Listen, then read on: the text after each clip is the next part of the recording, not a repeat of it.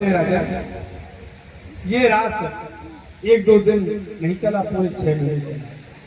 चंद्रमा ने अपनी गति को स्थगित कर दिया, रोक दिया एक जगह। और चंद्रमा के हृदय से जो करुण रस निकल के आया और आके पृथ्वी पर गिरा है, उससे एक सरोवर का निर्माण हुआ, नाम हुआ चंद्र सरोवर।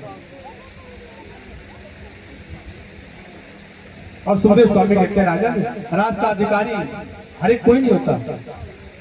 राज का अधिकारी कौन है? जिसने काम, क्रोध, लोभ, मोह, अहंकार को जीत लिया है, वो राज का अधिकारी स्वतः ही हो जाता है, उसे राज में प्रवेश मिल जाता है। जिसके मन में भाव नहीं, श्रद्धा नहीं, वो राज का अधिकारी नहीं। सुखदेव स्वामी कहते हैं, राजा नारद जी ने लीलाओं को जब देखा तो नारद जी ने मन में विचार किया, कन्हैया तो लगता है भूल गई कि किस काम के लिए इनका अवतार हुआ है। कभी गैयाएं चराते, कभी माखन खाते, कभी रास रचाते, कभी गोपियों के साथ में लीलाएं करते, और जिस कार्य के लिए इन्होंने अवतार लिया उस कार्य को तो मानो कन्हैया भूल के बैठे। शाम के समय कन्हैया गौ चारण करके आ रही थी। रास्ते में नारद प्रणाम किया, कन्हैया गोविंद आपने जिस काम के लिए अवतार लिया भूल गए हो या याद नहीं है? कन्हैया देखो मैं कुछ नहीं चाहता गोविंद, मैं कुछ नहीं जानता, मैं परसों कंस को मरा हुआ देखना चाहता हूँ, बस परसों कंस को मारता। अच्छा नारद, हाँ गोविंद। अच्छा एक बात बताओ नारद जी, मामा कंस से तुम क्या कह के आए? पहले ये तो बताओ। सुखदेव स्वामी कहते हैं, नारद जी आज कंस के पास पहुंचे। नारद जी कहते हैं, गोविंद मैं कंस के पास गया और यशोदाया सुताम कन्या देवक्या कृष्णमेव च रामं च रोहिणी पुत्र वसुदेवेन विवभ्यताः। प्रभु मैं कंस के पास गया और जाकर के कहा कि कंस तुम इतने चैन से क्यों बैठे हो? जो तुम्हारे शत्रु हैं कृष्ण बलराम, वो तो नंद के यहाँ पल रहे हैं, उनको मार क्यों नहीं देते? तो कंस कहता है नारद जी से, नारद जी क्या बताऊं, मैं जिसे भेजता हूँ ना वो कह के तो जाता है, महाराज मैं अभी गया और अभी मार के आया, और पक्का विश्वास दिला के जाते हैं महाराज फिर तो मार के आएंगे आपके शत्रु को। लेकिन नारद जी जो जाता है वो वापस ही नहीं आता, पता नहीं कहाँ चला जाता। मैंने इतने असुरों को भेजा, पूतना को भेजा, सत्तासुर, व्योमासुर, अगासुर, बकासुर, धैनुकासुर, कर्णासुर आदि असुरों को भेजा, लेकिन जाते तो सब है, लेकिन वापस आके कोई ये नहीं बताता कि वहां हुआ क्या, पता नहीं वो कहाँ चले जाते। नारद जी मैं करूं तो करूं क्या? मैं तो हार के बैठा हूं, कैसे मैं अपने शत्रु को मारूं? तो नारद जी युक्ति बताते हैं कंस को, कंस तुम्हारे पास सब्जी का दिया धनुष रखा है? हाँ रखा है नारद, तो धनुष यज्ञ करो और उस धनुष यज्ञ के बहाने कृष्ण बलराम को तुम मथुरा बुलाओ और अपने सैनिकों से उन्हें मर डालना। युक्ति तो अच्छा लगता है। नारद जी कहते हैं, गोविंद मैं तो ये कह के आया और मैं आपसे कहता हूँ परसों कंस को मार डालो, अत्याचार बहुत हो गए। नारद जी कहते हैं पधार, चले गए। फिर सुखदेव स्वामी कहते हैं, राजा कंस ने वसुदेव जी को बुलाया, पूछा वसुदेव जो नंद के यहाँ तुम्हारा पल रहा है, कृष्ण नाम का बालक जो पल रहा है वो तुम्हारे पुत्र है ना? वो कृष्ण बलराम तुम्हारे पुत्र है ना? तो आज वसुदेव जी कहते नहीं महाराज मेरे पुत्र कैसे हो सकते हैं? वो तो नंद जसोदा का पुत्र कृष्ण है, और मेरे पुत्रों को तो आपने अपने हाथों से मारा है, फिर मेरे पुत्र कैसे हो सकते हैं? नहीं वसुदेव सत्य बताओ। लेकिन वसुदेव जी कहते नहीं भैया महाराज वो मेरे पुत्र नहीं है, आज कंस ने वसुदेव को जहरीले सर्प बच्चों जैसे अंधे कुएं में रहते हैं, उस कुएं में उल्टा लटका दिया। और आज देवकी को पूछते हैं, देवकी तू बता कृष्ण तेरा पुत्र है कि नहीं? मना करती है माँ देवी, भैया मेरे 6 पुत्रों को तो तुमने मार डाला, साथ में गर्भपात हो गया और 8वीं संतान के रूप में एक कन्या हुई। आप तो जानते हो सब। नहीं देवकी तू झूठ बोल, जो नंद के यहाँ पुत्र पल रहा है, बालक पल रहा है, वो तेरा ही पुत्र है। क्या तो आज तू सच बोल, नहीं तो आज तेरे पति को मैं मृत्यु प्राप्त कराऊंगा, मृत्यु प्रदान करूंगा। आज माँ देवकी ने सोचा एक पुत्र को बचाने के लिए, यदि आज पति मर जाते हैं तो पतिव्रत धर्म किस काम का? तो आज कह देती है, हाँ भैया वो कृष्ण मेरा ही पुत्र है, वो बलराम मेरा ही पुत्र है। तो आज अक्रूर को बुलाया और माँ देवकी की द्वारा कहलवाया कि अक्रूर जाओ कृष्ण बलराम को लेके आओ, धनुष यज्ञ है, धनुष यज्ञ के बहाने उनके कहते हैं ना। आज अक्रूर जी ने मन में विचार किया, ये दोस्त है अत्याचारी है, कृष्ण बलराम को बुला करके मारना चाहता है। आज अक्रूर जी को भेजा है कृष्ण बलराम को लेने के लिए, लेकिन अक्रूर जी आज जाते तो हैं लेकिन घोड़ों की लगाम को ऐसे छोड़ दिया। रथ में बैठे हुए घोड़ों को हाँकते नहीं है, चलाते नहीं है, अपने मन मर्जी वो घोड़े चल रहे हैं रथ को लेकर। कहीं घास खाने लगते हैं, कहीं पानी जल पीने लगते हैं। सुबह के चले शाम को ब्रज में पहुंचे। जो थोड़ा सा रास्ता था उसको पार करने में पूरा एक दिन लग गया। और जब शाम के समय आज ब्रज की सीमा में पहुंचे तो सर्वप्रथम भेंट अक्रूर जी की कन्या से हुई। आज कन्या ने दाऊ दादा ने प्रणाम किया अक्रूर जी को और कारण पूछा, आओ अक्रूर जी कैसे आ रहे हैं, क्यों आए? आज अक्रूर जी कहते हैं, कन्या मैं आपको लेने आया हूं, आप नंद वसुदेव के, नंद और जसोदा के पुत्र नहीं हो, आप तो वसुदेव और देवकी के पुत्र हो और आपके माता पिता ने आपको बुलाया है, मैं लेने आया हूं। आज कन्या कहते हैं अक्रूर जी, आपने ये बात तो मुझसे कही कि मैं जसोदा का पुत्र नहीं हूं, लेकिन ये बात मेरी माँ जसोदा से जाके मत कहना। यदि आपने मेरी मैया जसोदा के सामने ये बात कहती कि मैं उनका पुत्र नहीं हूं, तो मेरी मैया के प्राण निकल जाएंगे, मेरी मैया प्राणों के तारी है। उनके सामने मत बोलना है। आज अक्रूर जी कन्या के साथ में नंद भवन पधारे। नंद भवन में आते ही नंद बाबा को प्रणाम किया। संध्या का समय, बहुत सी बातें हुई और जब भोजन का समय आया, आज बात वही बातों में अक्रूर जी कहे उठे, नंद बाबा क्या आपको पता है कृष्ण आपका पुत्र नहीं है? नंद बाबा क्या आप जानते हो कि कृष्ण आपका पुत्र नहीं है?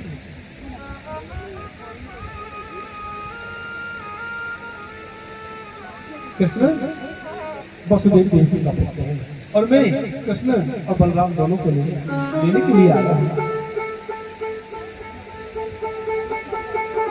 माँ जसोदा मैया भोजन परोस रही थी, जैसे भोजन की थाली लेके आ रही थी और जब ये बात मैया जसोदा के कानों में गई, भोजन की थाली मैया जसोदा के हाथों से आराम से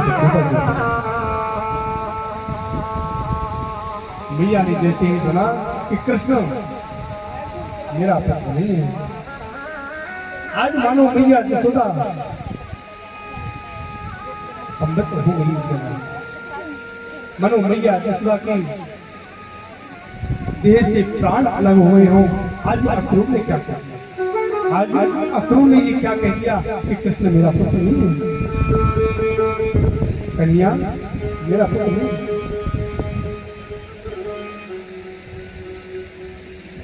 ये सुनते ही मैया यशोदा की आंखों में आंसू आ गए और एक खम्भे से चिपक खड़ी है।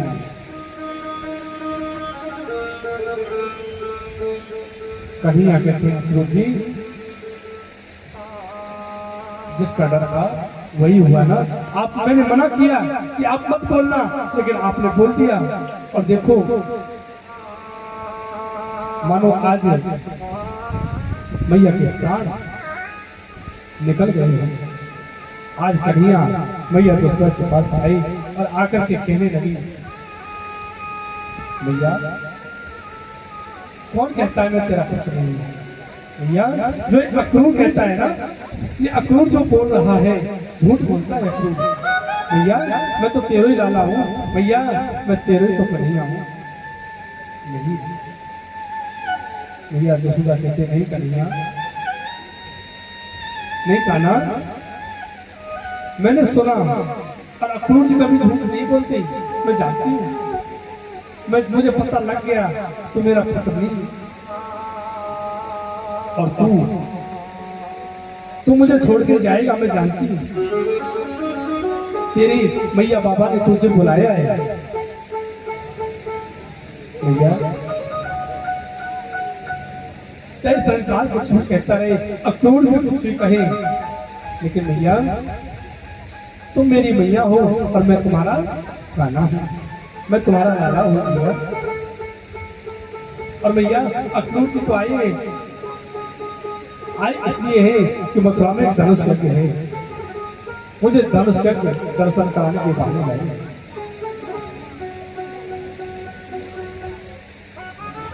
मुझे धनुष यज्ञ दिखाने के लिए, ले जाने के लिए आए हैं भैया। नहीं कन्हैया, मुझे पता है तू जाएगा लेकिन वापस नहीं आएगा, मैं जानती हूँ तू कभी वापस आएगा नहीं। कन्हैया मैं हाथ जोड़ती हूँ लाला, तो जब तू अपनी मैया के पास जावे ना, कन्हैया जब तू अपनी मैया के पास जावे और तेरी मैया तो जब पूछने लगे, मैया तेरी पूछने लगे कि लाला कोई दुख तो नहीं पाया, तो कन्हैया अपनी मैया को, अपनी मैया देवकी से मत कहना कि मैंने तूने मुझसे माखन मांगा, मैं तुझे माखन नहीं देती थी। लाला जब तू गैया चराने जावे तो मैं तुझे सूखी बेजड़ की रोटी दिया करती थी, अपनी मैया से जाके मत कहना, मैं हाथ जोड़ती हूँ लाला। एक दिन तो ऐसा भी आया हो कि मैं तुझे मारने के लिए दौड़ी, मैंने छड़ी तुझे मारने के लिए उठाई, ताकि अपने भैया से मत कहना कि मैंने तुझे कितना कष्ट दियो।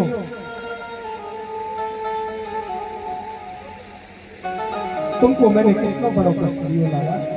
कन्हैया तो आज कन्हैया कहते भैया मैं सबसे कहता हूँ भैया, मैं आज जाऊंगा और मेला देख के 2 दिन बाद वापस अपनी मैया यशोदा के पास आज समझाते हैं मैया यशोदा को। ब्रजवासियों को पता लगी कोई राजा आया है, हमारे कन्हैया को ले जाने के लिए आया है और वो कन्हैया को ले जाना चाहता है। प्रातः काल होते ही सभी ब्रजवासी गोपिकाएं ग्वाल बाल नंद के द्वारे आ गए। आज प्रातः काल जब जाने को तैयार हुई तो आज मैया यशोदा को प्रणाम करते हैं। अच्छा भैया मैं चलता हूँ, लेकिन आज मैया कुछ बोलती नहीं। उधर ब्रजवासी वो गोपिकाएं वो ग्वाल बाल आज मिलकर अक्रूर से कहते हैं, अरे अक्रूर इस संसार में वो कौन सा नर है जिसने तेरा नाम अक्रूर रखा? अक्रूर तू अक्रूर नहीं है, तू अपने मुख से अपने देह से जरूर सुंदर है, लेकिन तेरा स्वभाव तो क्रूर है। नाम क्यों किसने रखा? सुंदर तन सौम्य अति मुख पर, सुंदर तन अति सौम्य मुख पर स्वभाव से क्रूर। सुंदर वे नर मूर्ख है, सुंदर वो नर मूर्ख है, जिन तेरो नाम धरो करो। अरे तुम्हारा नाम तो क्रूर होना चाहिए। और वो गोपिकाएं कहते हैं, अरे ब्रजवासियों, अरे गोपिकाओं, इस अक्रूर का क्या दोष है? अरे जरा अपने कन्हैया को तो देखो, कैसे जाने के लिए तैयार है। हाय प्राण प्रिय को हृदय के सो देखो भयो कठोर। देखो तो सही गोपिकाओं, अपने प्राण बदलाओ, अपने कन्हैया को देखो, हमको छोड़ के जा रहे हैं। अरे हमारी नहीं तो मैया जसोदा की तो याद करता। हाय प्राण प्रिय को हृदय कैसो भयो कठोर, रथारूढ़ मुखरित नहीं चित्रवत्यो।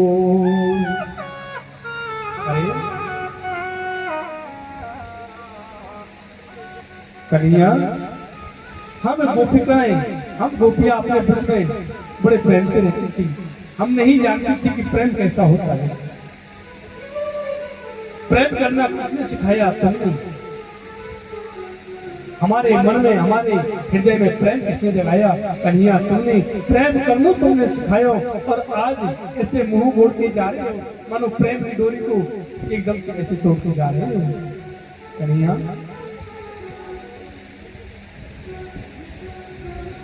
हमारे ऊपर थोड़ी सी दया तो करिए। अब ऐसे जा रहे हैं, यदि जाना ही था तो ये प्रेम करना क्यों सिखाया? वो प्रेम का मार्ग, प्रेम की परिभाषा क्यों बताई, क्यों सिखाया प्रेम करना, यदि तुमको एक दिन ऐसे छोड़ के जाना था? आज रात में आरूढ़ होकर के ब्रज को छोड़ के कन्या जा रही है। छोड़े वृंदावन विपिन कुंजो यमुना पुलिन, श्याम मधुबन चले। छोड़ वृंदावन विपिन कुंज यमुना पुलिन, श्याम मधुबन चले। श्याम मधुबन चले, श्याम मथुरा चले, श्याम मधुबन चले।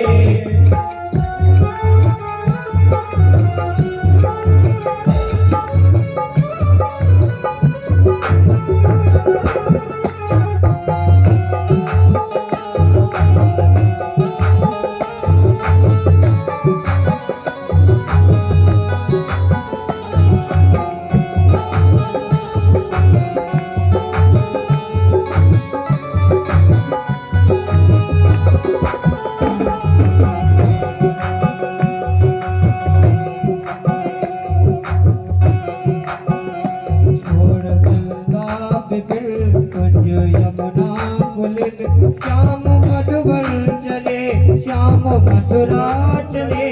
छोड़ वृंदावन कुंज यमुना पुलिन, श्याम मधुबन चले, श्याम मथुरा चले।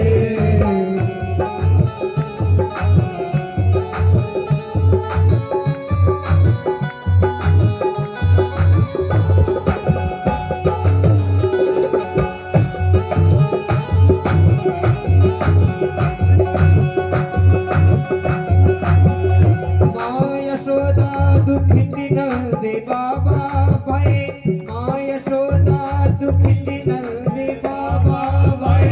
बाल रोगे हमारे कन्हैया गए, बाल रोगे हमारे कन्हैया गए। माँ यशोदा दुखित नंदे बाबा भाई, बाल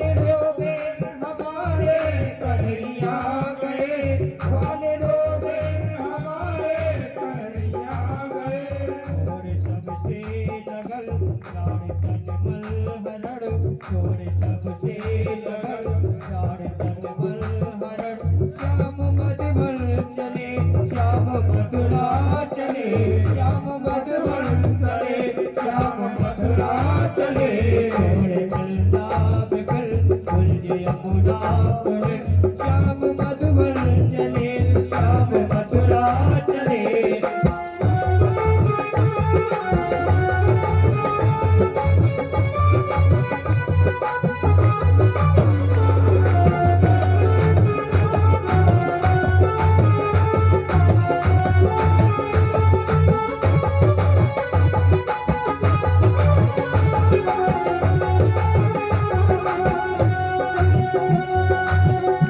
आए मोहन बिना चैन कैसे पड़े आए मोहन बिना चैन कैसे पड़े कौन नवनीत माखन की चोरी करे कौन नवनीत माखन की चोरी करे आए मोहन बिना चैन कैसे पड़े कौन नवनीत माखन की चोरी करे कौन नवनीत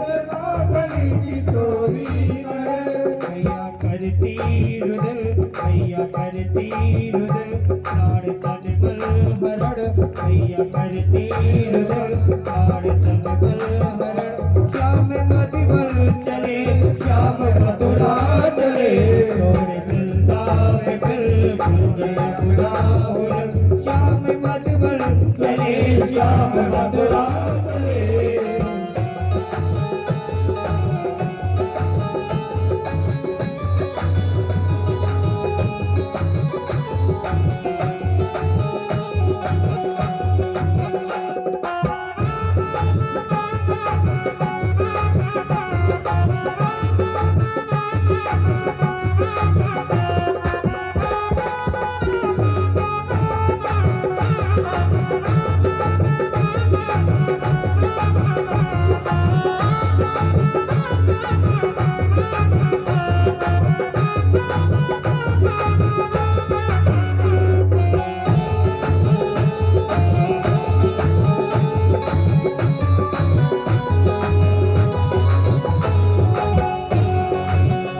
छोड़ मिलता बिगल गुंज यमुना कुल श्याम मधुबन चले श्याम मथुरा चले मथुरा चले श्याम मधुबन चले श्याम मथुरा चले श्याम मधुबन चले श्याम मथुरा चले श्याम मधुबन चले श्याम मथुरा चले घोड़े वृंदा बिगल गुंज यमुना कुल श्याम मधुबन चले श्याम मथुरा चले श्याम मधुबन चले श्याम मथुरा चले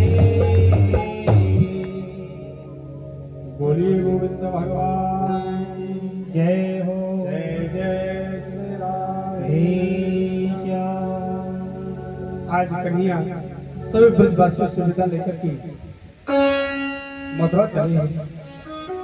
आज ब्रजवासी ब्रज के सीमा तक कन्हैया को छोड़ने गए, पीछे पीछे गए। जब तक रथ की ध्वजा दिखाई दी तब तक ब्रजवासी बैठे रहे। सुखदेव स्वामी कहते हैं, राजा अक्रूर जी के मन में चिंता है कृष्ण और बलराम की सुरक्षा की। यमुना जी की इस तरफ अक्रूर जी कन्हैया को लेकर चल रहे हैं और दूसरी तरफ उस पार अक्रूर जी की सैनिक चल रहे हैं। आज अक्रूर जी कहते हैं, कन्हैया आप रथ में बैठो, मैं अपने सैनिकों को एक संदेश दे के आता हूँ। आज कहते ठीक है, जाइए काकाश्री। आज जैसे पहली डुबकी लगाई बाहर आई, दूसरी डुबकी जो लगाई कन्हैया ने आज यमुना जी के अंदर चतुर्भुज रूप में अक्रूर को दर्शन दिया। अक्रूर को दर्शन दिए, मनो अक्रूर के मन के भ्रम को दूर कर दिया। आज अक्रूर को दर्शन देकर के अक्रूर जी पर कृपा की। अक्रूर जी को समझ में आ गया, मैं जिनकी चिंता कर रहा हूँ वो तो संसार की चिंता करने वाले हैं, उनकी सुरक्षा की चिंता करने वाला मैं कौन। आज प्रार्थना की है, यं ब्रह्मा वरुणेन्द्र रुद्र मरुतः स्तवन्ते स्तवैर्वेदैः साङ्गपदक्रमोपयं सामगा ध्यानावस्थित तद्गतेन मनसा पश्यन्ति यं योगिनः यस्यान्तं न विदुः सुरासुरगणा देवाय तस्मै नमः। आज प्रार्थना की, प्रभु मैं तो व्यर्थ में ही चिंता कर रहा था, सबका पालन करने वाले तो आप हो, सबका चिंतन करने वाले तो सबकी चिंता करने वाले आप हो। मैं व्यर्थ में ही आपकी चिंता कर रहा था। आज दर्शन करके, दर्शन दे करके गोविंद अंतर ध्यान हुए, अक्रूर जी बाहर आई। आज अक्रूर जी मथुरा की सीमा में पहुंचे। आज मथुरा की सीमा में पहुंचते ही गोविंद ने रथ रुकवाया और कहा, अक्रूर जी आप रथ को लेके जाओ, हम यहीं से पैदल पैदल नगर भ्रमण करते हुए जाएंगे। आज गोविंद उतर गए, अक्रूर जी तो चले गए।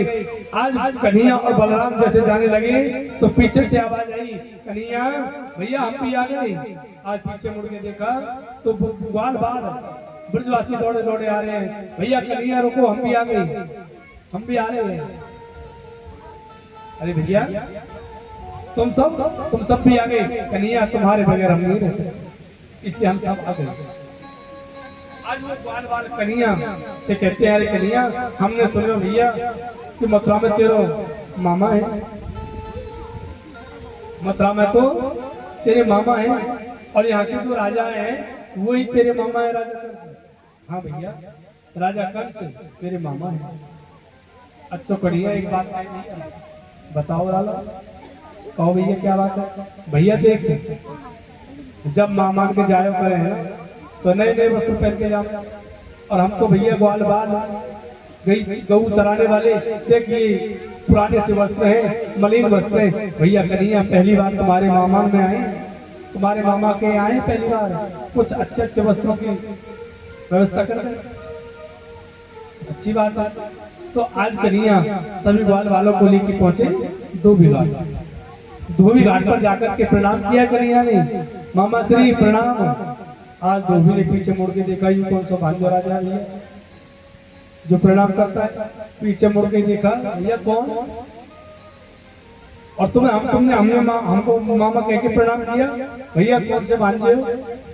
कहने लगे महाराज हम आपके महाराज कंस के भांजे हैं, कंस हमारे मामा है, मेरा नाम है कृष्ण। अच्छा तो तू ही वो कृष्ण है जिसकी वजह से हमारे महाराज कंस से बड़े परेशान रहते हैं। आज मैं तुझे नहीं छोड़ूंगा। आज मारने के लिए दौड़े। कन्हैया ने जो हाथ लगाया सर धड़ से अलग, धोबी बन गया। संत बताते हैं ये वही धोबी है जो त्रेता युग में, जिसके कारण त्रेता युग में मां सीता को भगवान राम ने त्याग दिया था। त्रेता में तो मर्यादा पुरुषोत्तम थे, इसलिए कुछ नहीं कहा। वही रजत वही धोबी आज भी द्वापर में धोबी बन के आया है। आज कन्हैया ने इस धोबी का उद्धार किया है। वहां से सभी ग्वाल वालों को राज, अब तो राजस्य वस्त्र इतने बड़े बड़े ऐसे लटकने लगे, हाथों में आए तो हाथों से भी बाहर जाए। अब रास्ते में चले तो मानो जैसे रास्ते में झाड़ू देते जा रहे हैं भैया। अब तो ग्वाल वालों ने कही, कन्हैया ये तो गड़बड़ हो गई बात, क्या बात है भैया। कन्हैया ये तो वस्त्र बड़े हो गए, इनको व्यवस्थित कराओ, इनको थोड़े छोटे कराओ, कृपा करो। आज सभी ग्वाल वालों को लेकर दर्जी के घर पहुंचे, दर्जी पर कृपा की। दर्जी ने वस्त्रों को अच्छा ढंग से किया, काट छाट करके ग्वाल वालों के बराबर का बनाया। वहां से आगे बढ़े तो एक कुब्जा जो प्रतिदिन चंदन का राग लेकर के महाराज कंस के लिए लेके जाती थी, महाराज कंस को लेप करती थी। आज रास्ते में कुब्जा चंदन का लेप लेके जा रही थी, पीछे से कन्हैया आए। कन्हैया ने आके पुकारा, सुंदरी ये चंदन राग जो तुम लेके जा रही हो हमें भी लगाओ ना, जैसे सुना सुंदरी।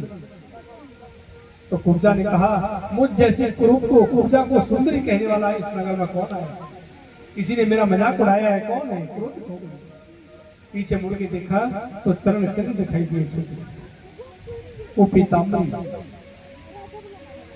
वो काली कमलिया। आज देख करके जब मुखारबिंद को देखा तो वो मनमोहक सुंदर मुखारबिंद गोविंद का, तो आज सद्गुण भूल गई। जो क्रोध चेहरे पे आया उस क्रोध को भूल गई। आज कन्हैया ने पूजा की थोड़ी पे हाथ लगाया और ऊपर की तरफ जैसे ही झटका मारा, सोई कुब्जा सीधी है गई और सुंदर स्वरूप गोविंद ने कुब्जा को प्रदान किया, कुब्जा पे कृपा की है। बोलिए भगवत्सल भगवान की। आज कुब्जा पर कृपा की। कंस ने रास्ते में एक कुबलिया अपने नाम के हाथी को खड़ा कर रखा है। इतनी मदिरा पिलाई कि वो हाथी मदमस्त हो गया। आज जब कन्हैया पहुंचे हैं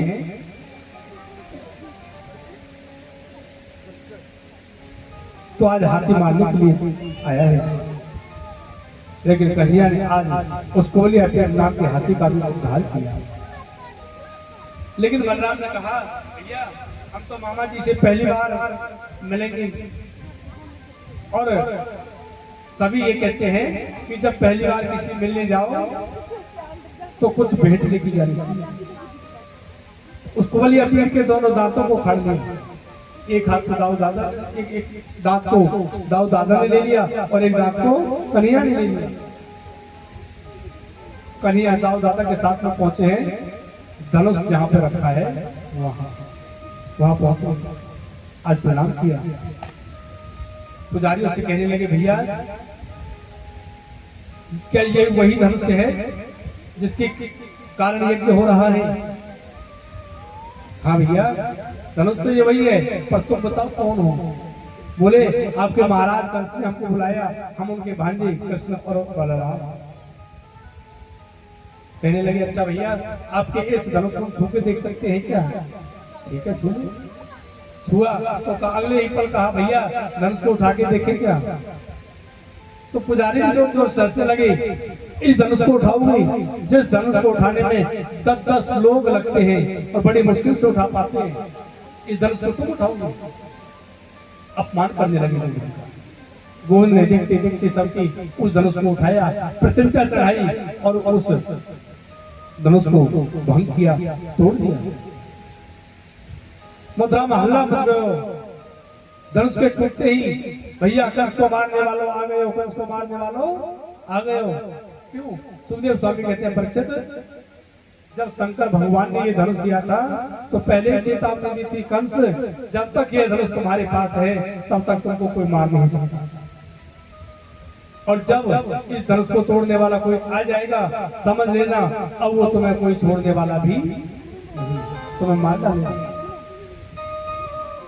सबको पता था जिस दिन धनुष तोड़ने वाला कोई आ गया उस दिन महाराज कंस मारे जाएंगे। आज पूरी मथुरा नगरी में हल्ला मच गए, कंस को मारने वालों आ गए हो, कंस को मारने वालों आ गए हो। आज रंगशाला में दाऊ दादा के साथ में पहुंचे। रंगशाला में कंस के सैनिक मुष्टिक चाणूर आदि सैनिक हैं। सल तो सल आज घमासान युद्ध हुआ है। कंस कहता है, इसे पकड़ो, मारो, छोड़ो मत, मार डालो इसको। आज सबसे बच के बचाते कन्हैया पहुंच गए ऊपर सिंहासन पर। कहते हैं, कंस, मामा कंस, तुम क्या मुझे मारोगे? मैं तुम्हारे पास आ गया। आज युद्ध होता है। आज कन्हैया ने देखते देखते कंस को उठाया और धड़ाम से ऊपर से ही फेंक दिया, और आज एक छलांग लगाई और धड़ाम से कंस की वक्षस्थल पर आकर के जो एक मुष्टिक का प्रहार किया, कंस के प्राण पखेरु उड़ गए। आज कंस का प्रहार किया। बोलिए कंस मर्दन भगवान की जय हो। कंस को मारने के बाद में अपने मैया बाबा वसुदेव और देवकी को आजाद कराया। राजा उग्रसेन को कैसे मुक्त कराया। उग्रसेन महाराज कहते हैं, कन्हैया तुमने मथुरा नगरी पर विजय प्राप्त की है, अब यहाँ के राजा आप हो। लेकिन कन्हैया कहते हैं, नहीं महाराज, यहाँ के राजा आप ही थे और आप ही रहोगे। आज राजा उग्रसेन को गद्दी पे बिठाया, राज्याभिषेक किया। इसके बाद में कन्हैया गई है गुरु संदीप के आश्रम, यज्ञोपवीत संस्कार हुआ और गुरु संदीप के आश्रम में रहकर के समस्त विद्याओं का अध्ययन किया है। और गुरु संदीप के आश्रम में ही एक ब्राह्मण बालक के साथ में कन्हैया की मित्रता हुई। उस ब्राह्मण बालक का नाम है सुदामा। बाल्यकाल में ही सुदामा के साथ मित्रता हुई और जब विद्या पूरी हो गई तो आज गोविंद ने गुरु संदीप से कहा, गुरुजी आज गुरु दक्षिणा आप मांगिए, आप जो गुरु दक्षिणा में मांगोगे हम वो आपको देंगे। लेकिन गुरुजी मना कर देते हैं, कन्हैया मैं जानता हूँ तुम नारायण हैं, पृथ्वी का भार उतारने के लिए तुम्हारा अवतार हुआ है, मुझे कुछ नहीं चाहिए। तो गुरु माता कहे उठी, गुरु माता बोल पड़ी, कन्हैया यदि गुरु दक्षिणा में कुछ लेना चाहते हो तो मेरे पुत्र को लाके दे। आपका पुत्र? हाँ कन्हैया, मेरा पुत्र गया तो था, समुद्र के किनारे गया था, लेकिन आज तक वापस नहीं आया, पता नहीं चला कहाँ गया। आज दाऊ दादा के साथ में कन्हैया जी समुद्र के पास गए, समुद्र से बोला हमारे गुरु पुत्र को दो। समुद्र आया, भगवान मेरे पास आपके गुरु का पुत्र नहीं है, मेरे जल के अंदर एक 5 जन्य दैत्य रहता है शंख में, शायद वो आपके पुत्र को ले गया हो। आज समुद्र के अंदर गए, शंख से एक दैत्य निकला, उसका उद्धार किया। शंख को मेरे गोविंद ने ग्रहण किया है, धारण किया है। शंख का नाम है 5 जन्य शंख। वहां से आगे चल के धर्मराज के पुर गए। धर्म के दूतों ने, जो धर्मराज के दूत हैं, उन्होंने कन्हैया को रोक लिया, आप अंदर नहीं जा सकते। तो कन्हैया ने 5 जन्य शंख को फूंका है। 5 जन्य शंख की ध्वनि से वो धर्म की पुरी, धर्मराज का पुर कंपायमान होने लगा। धर्मराज बाहर आए, देखते ही प्रणाम किया, गोविंद आप कैसे आना हुआ? आपने तो कृपा की, दर्शन दिए, आपने हमें बुला लिया होता हम। आज कन्हैया कहते नहीं धर्मराज, तुम्हारे यहाँ हमारे गुरु भाई को लाया गया है, गुरु पुत्र को लाया गया है, उन्हें वापस करो। तो धर्मराज कहता है, भगवान इस लोक में तो जीव देह का त्याग करके आते हैं और मेरे पास भी आपके गुरु पुत्र ज्योति रूप में आए हैं, मैं आपको केवल ज्योति रूप में उनको लौटा सकता हूँ। देह प्रदान करने की सामर्थ्य मेरे पास नहीं है, मुझ में नहीं है देह प्रदान करने की सामर्थ्य। तो कन्हैया कहते हैं आप ज्योतिर रूप जीव ही हमें प्रदान करो, शरीर हम प्रदान कर देंगे। आज ज्योतिर रूप में अपने गुरु पुत्र को लाए और देह धारण करके गुरु माता के पास ला करके गुरु माता को दिया है, गुरु दक्षिणा प्रदान की। प्रणाम करके वहां से अपनी मथुरा नगरी को आया। सुखदेव स्वामी कहते हैं, राजा एक दिन कन्हैया बैठे हुए थे, मैया जसोदा मैया देव की भोजन लेके आती है, लेकिन कन्हैया भोजन नहीं करते।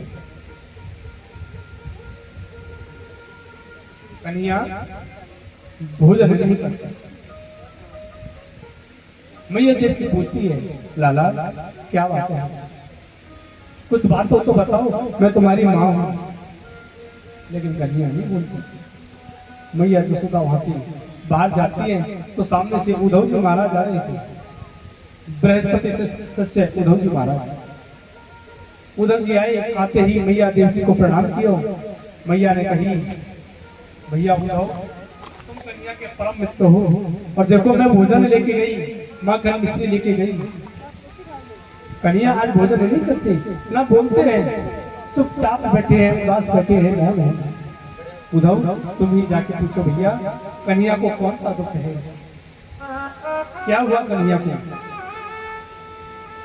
आज उद्धव जी आए, कन्हैया, आप भोजन नहीं करते हो और ऐसे उदास कैसे बैठे हो? क्या बात है? ऐसे मौन क्यों हो? आज कन्हैया कहते हैं उद्धव, आज मैं अपने ब्रज की याद आ रही है, मुझे अपने ब्रजवासी की याद आती है। उद्धव मोहि ब्रज बिसेरत नाही, हंस सुता को सुंदर कलरव और कुंजन की छाय। उद्धव,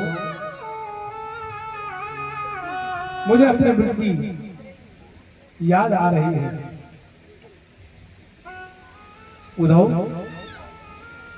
मुझे अपनी मैया जसोदा की याद आती है। उद्धव, मुझे अपने मैया के हाथों से वो माखन खिलाना याद आता है। आज उद्धव कहते हैं कन्हैया, तुम तो परब्रह्म हो, नारायण, फिर इस माया के चक्कर में कैसे पड़ते हो? उद्धव, तुम नहीं समझोगे इस बात को। तुम क्या जानो उद्धव, प्रेम क्या होता है? तुम्हें नहीं पता, यदि पता होता तो आज ये बात नहीं करते। तुम अपने ज्ञान की अहंकार में बोल रहे हो, तुम अपने ज्ञान के अहंकार में बोल रहे हो। उद्धव,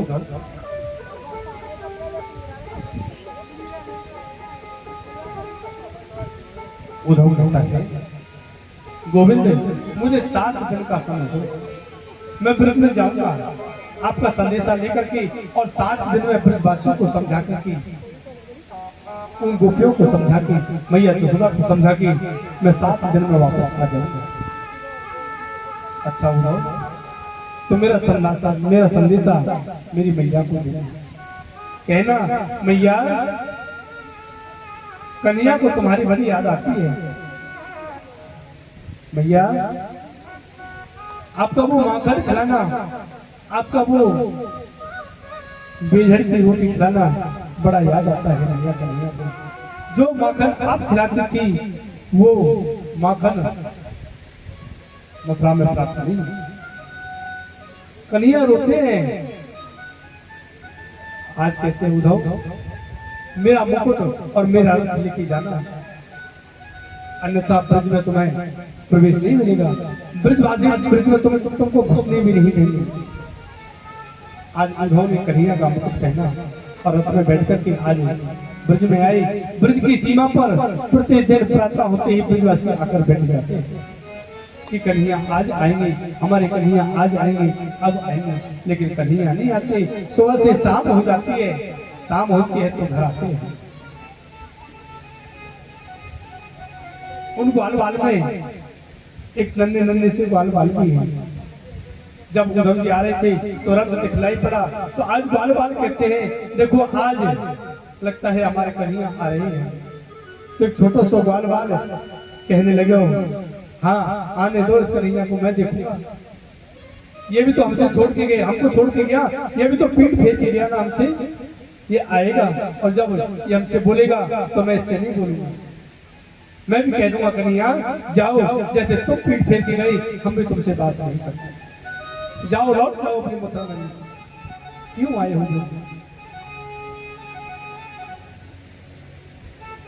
आज देखते देखते रथ पास में आया और जब उद्धव जी आए तो देखा आज तो कन्हैया नहीं आई, ये तो कोई और आ गया, ये तो कोई और है। पूछा भैया कौन? आज बताया मैं उद्धव, मैं बृहस्पति शिष्य उद्धव हूँ, मेरा नाम उद्धव है। अच्छा भैया कहाँ से आए हो? मैं मथुरा से आया। क्यों आए हो? मुझे कन्हैया ने भेजा, कन्हैया का संदेशा लेकर के मैं आया हूँ। भैया मुझे मैया जसोदा के महल जाना है। अच्छा भैया मुझे भैया जसोदा के महल का पता बतला दो। आज वो ब्रजवासी कहते हैं उद्धव जी, जो जल की धार देख रहे हो ना, ये जल की धार जहाँ से बहती हुई आ रही है, इस जल की धार के किनारे किनारे तुम चले जाओ और सीधे मैया जसोदा के महल में पहुंच जाओ। जल की धार क्यों भैया? कि जल की धार उद्धव जी जब से ब्रज को छोड़ के कन्हैया गए है ना, मानो मैया जसोदा आदि पागल हो गई। मैया जसोदा पागल से हुई पड़ी है, ना कुछ खाती है ना पीती है, केवल रोती रोती रहती है, अश्रु बहाती रहती है। उन्हें अश्रुओं की ये धार है उद्धव। इस जल की धार के किनारे किनारे तुम चले जाओ, मैया जसोदा के महल में तुम पहुंच जाओगे। आज उद्धव जी पैदल पैदल जल के किनारे किनारे गए। जल की धारा मैया जसोदा के महल में नहीं। उधर मैया जसोदा बैठी है। उद्धव जी ने नंद बाबा को प्रणाम किया। फिर मैया जसोदा को प्रणाम किया। मैया जसोदा को प्रणाम जैसे ही करते हैं तो मैया जसोदा कुछ बोलती नहीं। तो नंद बाबा कहते हैं उद्धव थोड़ा तेज बोलो लाला, थोड़ा तेज बोलोगे तो सुनाई देगा। जब से कन्हैया ब्रज को छोड़ के गई है ना, तो जसोदा ऐसी पागल हो गई, पूरे भवन में मारे मारे भटकती है, कन्हैया को ढूंढती है कि लाला कहाँ छुपा है, लाला कहाँ छुपा है लाला। कन्हैया को ढूंढती है और जब नहीं पाते तो ठक्कर के बैठ जाती है और रोने लगती है। नंद बाबा से पूछती है जसोदा भई आधी पागल सी, जसोदा भई आधी पागल सी, अपने लाला को ढूंढ रही। फिर जब लाला नहीं पाते तो नंद बाबा से कहते हैं बोलो पति कहाँ छुपो लाला, यो नंद राय सो पूछ रही। फिर मैया जसोदा कह उठती है नंद बाबा मैं सच कहती हूँ प्रियतम मेरा लाला रोता होगा। मेरी गोदी से बिछड़ के आज भर नींद मेरा कान्हा नहीं सोता होगा। फिर कहती है बाबा ये मेरे हाथ आज रोते हैं, रोती है ये माखनो मिश्री। और फिर कहती है बाबा जो ये माखन मिश्री है, माखन मिश्री को खिलाने वाले हाथ तक रोते हैं, हाथ तक की ये माखन मिश्री रोती है। और बाबा कष्ट तो वो भी पाता होगा, रोता होगा वो माखन खाने वाला, रोता होगा वो माखन खाने वाला। ये याद ये प्रीति मुझको होती है। आज नंद बाबा कहते हैं ये दशा नंद रानी की बन गई, जसोदा की हो गई उद्धव। इनको ऊंचा सुनाई देने लगा, ऊंचा सुनता है, थोड़ा तेज देने। आज जैसे ही थोड़ा तेज किया मैया प्रणाम, मैं उद्धव प्रणाम करता हूँ। आज जैसे ही उद्धव ने तेज प्रणाम किया तो आज मैया जसोदा मानो जैसे उद्धव पे चिल्ला के पड़ी, अरे लाला चुप रह जा, इतनी तेज क्यों बोलता है, जोर से क्यों बोल रहा है, मैं बैरी नहीं, सुनता है मुझे सुनाई दे रहा है, चुप हो जा। तू तेज बोलेगा तो मेरा छोटा सा लाला है वो जग जाएगा। अभी अभी मैंने दूध पिला के अपने लाला को पालने को सुनाया। लाला ने धीरे बोल, मेरा लाला अभी अभी सोयो है, जग जाएगा।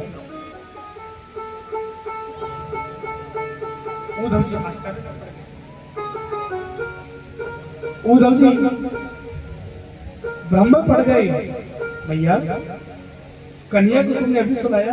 हाँ लाला, मैं अभी अभी कन्या को सुला के आई हूँ। तो आज उद्धव जी ने हाथ जोड़े, भैया ने अपने लाला के दर्शन कराए, भैया मुझे भी अपने लाला के दर्शन कराए।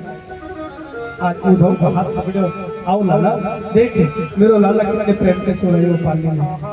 आज उद्धव को हाथ पकड़ के खींच के लेके जाती है और पालने के तरफ हाथ से इशारा करके कहती है, लाला देख यूं मेरा लाला है। आज उद्धव ने जैसे पालने में देखो तो पालने में कुछ भी नहीं, तो उद्धव कहते हैं भैया लाला कहाँ है?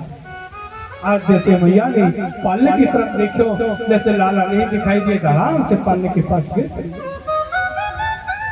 वही रोदन है, वही करुण रोदन है, वही अश्रुधार आज मैया जस्तर की आंखों से बही।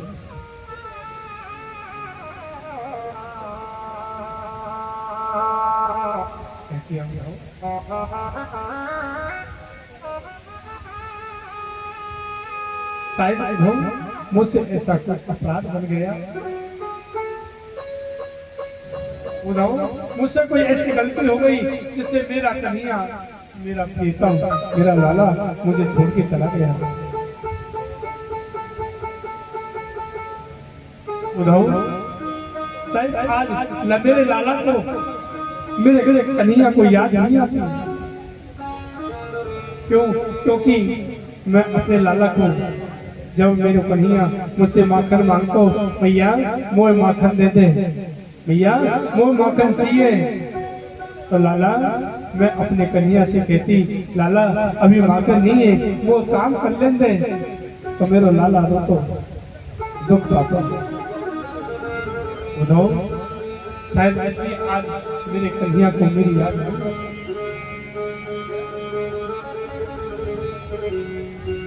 उद्धव मैंने अपने लाला को, मैंने अपने कन्हैया को बड़ा कष्ट दिया, मैंने बड़ा सताया है कन्हैया को। शायद इसलिए परसों की कह के गया कि मैया मैं परसों आ जाऊंगा, तो परसों तेरे पास आ जाऊंगा। आज बरसों बीत गए उद्धव, लेकिन मेरा कन्हैया, मेरा कान्हा आज नहीं आता है। मैंने बड़ा कष्ट दिया आपको कान्हा, इसलिए कान्हा को मुझे याद नहीं।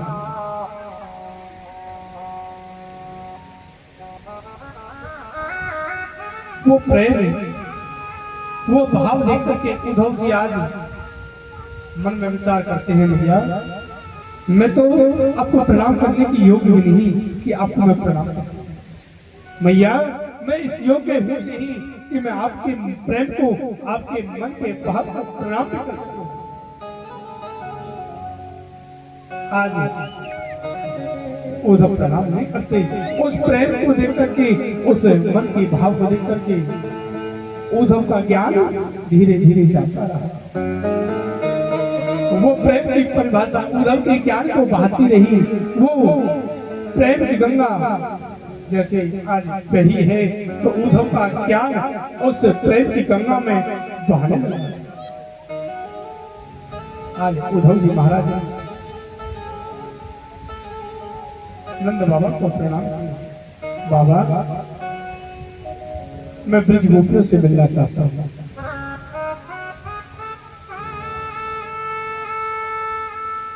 आज उद्धव जी ने मैया को प्रणाम भी नहीं किया, नंद बाबा को प्रणाम किया और वहां से गोपियों से मिलने के लिए चले।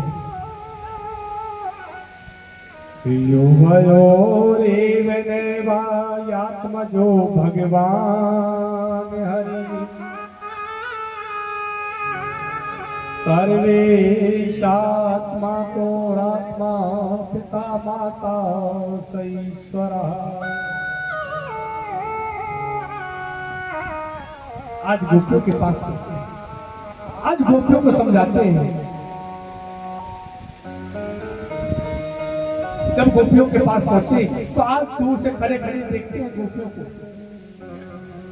तो गोपियों के पास में एक ब्राह्मण आया, एक घोड़ा आता है। आज घोड़ा जैसे फिर बनाने लगा तो आज उस फिर बनाते घोड़े को हाथ से दूर करके आज कहते अरे घोड़े, अरे ब्राह्मण क्यों आया है हमारे पास, इसलिए आया है हमारे पास, क्या चला जाता है उसी मधुसूदन के पास चला जा। तेरा नाम मधु है ना, और तेरी उस सखा का नाम भी मधु है, जिसने हमको पहले प्रेम सिखाया और प्रेम सिखा करके ऐसे तड़पता हुआ छोड़ गया जैसे माँ एक दूध पीते बच्चे को छोड़ देती है। आज वो हमको ऐसे तड़पता हुआ छोड़ गया। उसने हमको प्रेम की परिभाषा बताई, प्रेम करना सिखाया, और जब हम प्रेम करने लग गए, हमने प्रेम करना चाहा तो जो हमको छोड़ के चले गए। अरे ब्रह्मण, तू भी काला है और तेरा वो सखा भी काला है, जैसे वो कपटी तू भी कपटी है। वो हमको प्रेम सिखा करके, प्रेम की भाषा पढ़ा करके हमको ऐसे विलकता छोड़ गया, और तेरा भी वही गुण है। तू जिस फूल पर बैठता है उसका रस लेकर के उस फूल को छोड़ के चला जाता है। हे भ्रमर, जा जा तू चला जा अपने मधुसूदन सखा के पास, क्यों आया है हमारे पास। कोई गोपी पूतना बन जाती है तो कोई गोपी कन्हैया बन करके पूतना को मारती है, तो कोई गोपी अगले पल कन्हैया बन के गिरभर को उठाती है। आओ ब्रजवासियों, मैं तुम्हारी रक्षा करूंगा। अद्भुत लीलाएं करती हैं ये सब उद्धव जी देख रहे थे। एक गोपी को नजर पड़ गई उद्धव जी, आज पूछने लगी कौन हो, कहां से आए हो। आज उद्धव जी ने कहा मेरा नाम उद्धव है, मुझे आपके प्राण प्रियतम कन्हैया ने भेजा। अच्छा आओ उद्धव, आओ। उद्धव को बीच में बिठाया, उद्धव को बीच में बिठा करके गोपियों ने घेर लिया, एक घेरा बना लिया, उद्धव जी को बीच में बिठाया। आज कहने लगे उद्धव जी कैसे आई, क्या समस्या लाई। तो आज उद्धव जी कहते हैं गोपियों, जिस कन्हैया को तुम अपना प्रियतम मानती हो वो तुम्हारा कन्हैया नहीं, तुम्हारा प्रियतम नहीं है। वो तो परब्रह्म है, नारायण है। उसका कोई शरीर नहीं होता, कोई जन्म नहीं होता, उसका कोई रूप नहीं, कोई आकार नहीं। गोपियां कहती अच्छा ज्ञान का पाठ पढ़ाने आए। सुनो उद्धव, यदि वो परब्रह्म है, उसको पैर नहीं होते तो उसने कैसे हमारे ब्रज में उन पैरों से चल चल के माखन चुराया, उन पैरों पे चल के कैसे उसने गैयाएं चराई, और उसने कैसे ब्रजवासियों को प्रेम करना सिखाया, वो कैसे हम ब्रजवासियों के बीच में रहा। आज उद्धव जी कहते हैं गोपियों, अपने मन को कन्हैया में मत लगाओ, नारायण के चरणों में लगाओ। तो गोपियां कहती हैं उद्धव मन ना भई 10-20, उद्धव मन ना भई 10-20, एक हो 200 कयो श्याम संग अवराधे। उद्धव तुम कहते हो मन को गोविंद के चरणों में लगाएं। उद्धव हमारे पास तो एक ही मन था, और वो मन भी गोविंद के साथ में मथुरा को चला गया। आज वो प्रेम की परिभाषा जो उद्धव ने पढ़ी तो एक पत्र निकाला और कहा गोपियों, मैं प्रणाम करता हूँ आपके प्रेम को। ये पत्र आपके प्रियतम प्राण वल्लभ गोविंद ने आपके लिए किया है। आज जैसे पत्र दिखाया तो सभी गोपियां उस पत्र को लेने के लिए दौड़ी।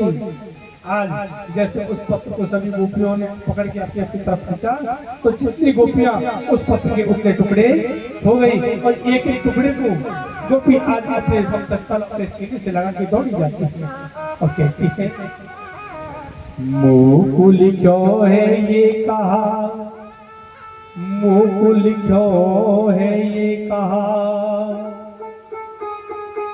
मुकुल क्यों है कहा दौड़ी चली जाती है। आज छोटे से उस पत्र के टुकड़े को सीने से लगाकर कोई छीन पाती कोई छीन नहीं पाती पाती है, कोई छीन पाती पाती तो कोई पढ़ पाती नहीं पाती है, कोई छीन पाती पाती कोई पाती नहीं पढ़ पाती है, जब पाती नहीं पाती तो कैसे पढ़ पाती है। आज उस पाती के टुकड़े को लेकर के देखती है, पढ़ने का प्रयत्न करती है, लेकिन शब्द फट गए तो पढ़ नहीं पाती। और गोपियां पढ़ी लिखी नहीं, सिर्फ देखती हैं हमारे कन्हैया ने हमारी याद में पत्र लिखा है। आज हमारे गोविंद प्राण प्रियतम ने याद तो किया है। जब बाँच नहीं पाती, जब बाँच नहीं पाती त्रिगबिंदु सरसाती है, कोई सुन पाती कथा कोई सुन नहीं पाती है, कोई व्यास जो आती वो कैसे सुन पाती है बात। वो गोपियां उस पाती को लेकर चली जाती है, लेकिन पढ़ नहीं पाती।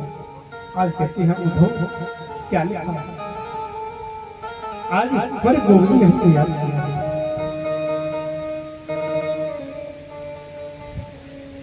आज गोपियां कहती हैं उद्धव निस्वस्वम तयजति गणिका अकल्पम नृपतिम प्रजा अधीत विद्या आचार्य मृत विजो दत्त दक्षिणम। हे उद्धव,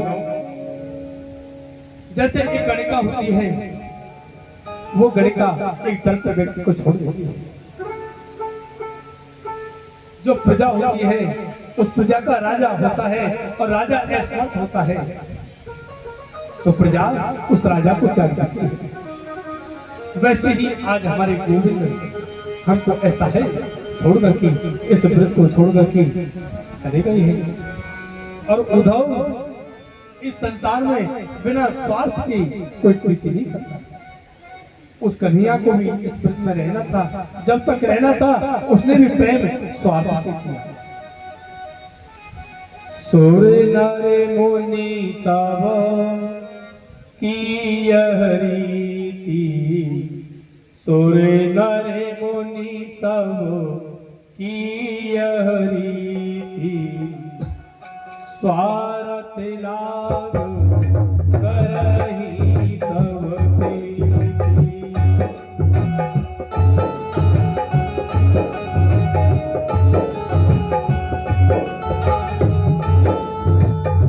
सुर नर मुनि सब की यह रीति, स्वार्थ लाभ करहि सब प्रीति। श्री राम जय राम जय जय राम, श्री राम जय राम जय जय राम। उद्धव, इस संसार में बिना स्वार्थ के कुछ भी नहीं होता। तुम्हारे कन्हैया ने भी स्वार्थ किया, लेकिन कोई बात नहीं, हम तो इसी से खुश हैं। आज कन्हैया को याद तो आया, उस निष्ठुर ने हमको याद किया, उसने हमको याद किया। हम इसी याद के सहारे अपना जीवन व्यतीत कर देंगे, इसी याद के सहारे जी लेंगे। आज गोपियों से कहते हैं, हे गोपियों, मैं राधा रानी की दर्शन करना, आज राधा रानी की दर्शन कराए उद्धव को। राधा रानी की आंखों में अश्रु। गोपियां कहती हैं, उद्धव, जिस दिन से कन्हैया इस ब्रज को छोड़ के गए हैं ना, मेरे राधा रानी ने उस दिन से पलकों को झपकाए नहीं। राधा रानी सोई नहीं है, बस आंखें खुली हुई, अश्रुधारा आंखों से बहती रहती है और गोविंद की रहा, गोविंद की बात निहारती।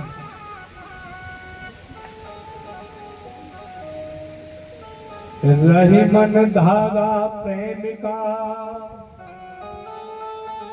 रही मन धागा प्रेम का, मत तोड़ो चटका, टूटे धागे ना जुड़े, जुड़े सो गांठ पर जाए।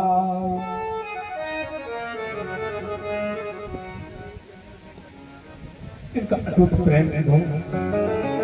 आज तक राधा रानी सोई नहीं, केवल बाट में आती रहती है, हमारे प्रियतम हमारे गोविंद आएंगे, अब आएंगे। हे उद्धव जी, हमारी तो छोड़ो, राधा रानी की दशा देखो, मानो राधा रानी की दशा ऐसी एक दिन एक युग की बराबर बीत रहा है।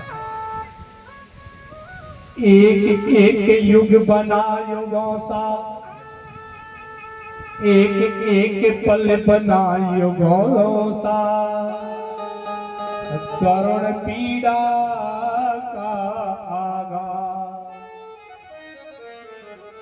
आंखों में छाई जल बरसार को, अविरल बहे अश्रु जलधार। उद्धव, हुआ व्यथा में हृदय कर उठे, प्राण करुण स्वर हाहाकार, प्रीतम विरह विषय से सुना हुआ सहज संसार। हे उद्धव, एक एक पल, एक एक क्षण, एक एक युग जैसा बीतता है बिना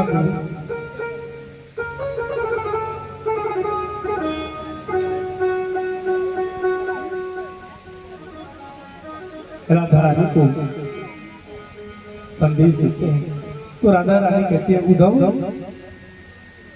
मथुरा से ज्ञान का पाठ पढ़ाने आए हो, आए हो सिखावन को जोग मथुरा से उद्धव, आए हो सिखावन जोग मथुरा से उद्धव, तो पे ये वियोगिन के पहने बतराओ ना,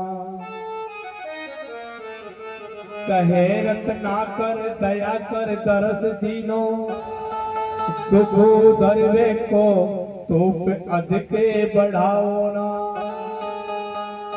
टूक टूको है मन मुकुर हमारो हाय, टूक टूक है मन मुकुर हमारो हाय, चूक हो कठोर बहन पाहन चलाओ ना।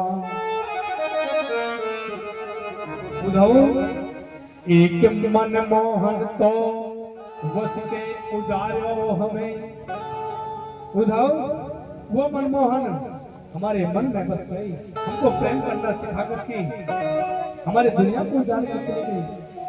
एक मनमोहन तो बस के मन उजारो मोहे, ये में अनेक मनमोहन बसाओ। उद्धव, ये जोग, ये ज्ञान सिखा करके हमारे मन को और मन भटका। एक तो हमको ऐसे बिलखता हुआ छोड़ गया, हमारे हृदय में बस के हमको छोड़ के चला गया। अब तो हमें जोग सुखाने के लिए आए हो। उद्धव जाओ अपनी मथुरा नगरी को चले जाओ।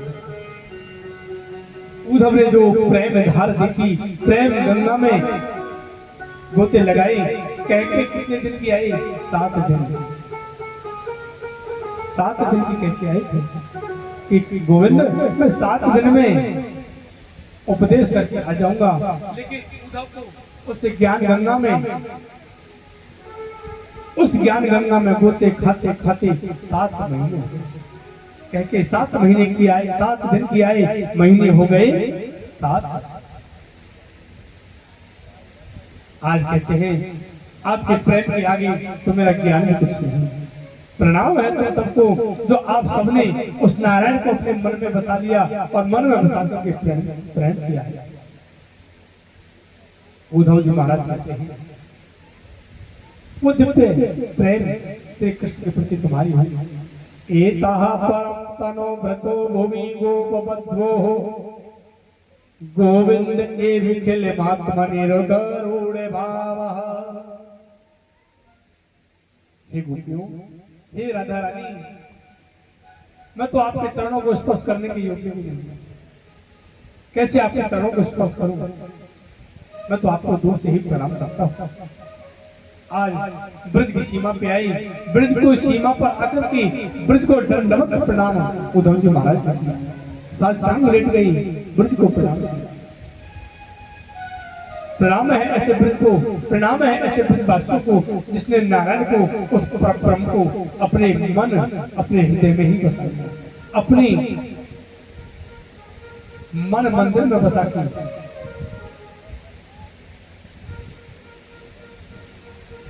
उनको अपना मान बैठा। आज प्रणाम करके वापस मथुरा आए, आकर के कन्हैया को प्रणाम किया। कन्हैया ने कहा आओ उद्धव, बताओ उद्धव मेरे ब्रज का क्या हाल है, मेरे ब्रजवासी कैसे हैं, मेरी मैया यशोदा कैसी है, मेरे नंद बाबा और राधे रानी कैसी है। आज उद्धव जी कहते हैं कन्हैया मैंने संसार तो बहुत देखा लेकिन तेरे जैसा कठोर हृदय वाला नहीं। कन्हैया तेरे जैसा निष्ठुर मैंने आज तक नहीं देखा। जो ब्रजवासी, जो गोप, जो राधा रानी, जो मैया यशोदा इतना प्रेम तुमसे करती थी और तुम उनको ऐसे छोड़ करके आ गई और आज तक पीछे मुड़ के नहीं देखा ब्रजवासियों को। वो आज भी तुम्हारी याद में, तुम्हारी ग्रह में करते हैं, तुमको याद कर करके रुके हैं कन्हैया। आज उद्धव से कन्हैया कहते हैं यही तो मैं चाहता था उद्धव कि तुम ब्रज जाओ और देखते आओ ब्रजवासियों का प्रेम। लेकिन उद्धव ना तो मैं कभी ब्रजवासियों से दूर जाता हूँ, ना ब्रजवासी मेरे दूर होते हैं। मैं सदैव अपने ब्रजवासियों के साथ रहता हूँ। उद्धव अपने नेत्र बंद करो। आज उद्धव ने नेत्र बंद किए, अगले ही पल का उद्धव नेत्रों को खोलो। आज उद्धव ने नेत्र खोले तो आज पल में राधे रानी विराजमान, आसपास गोपियां ब्रजवासी विराजमान हैं।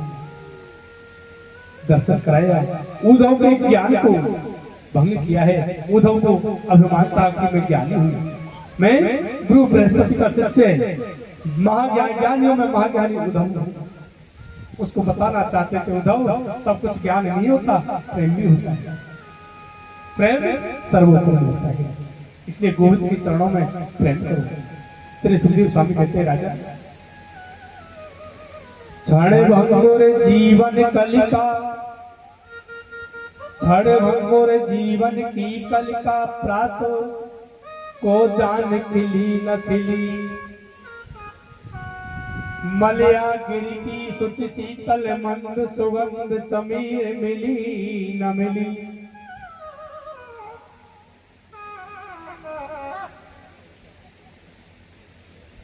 आज सुखदेव स्वामी कहते हैं राजा वो क्षण भंगुर जो जीवन है ना, ये क्षण भंगुर है। ये जीवन तो क्षण भंगुर है, पता नहीं ये जीवन कब समाप्त हो जाए, कोई पता नहीं। क्षण भंगुर जीवन की कलिका, कली प्रात को जान खिली न खिली,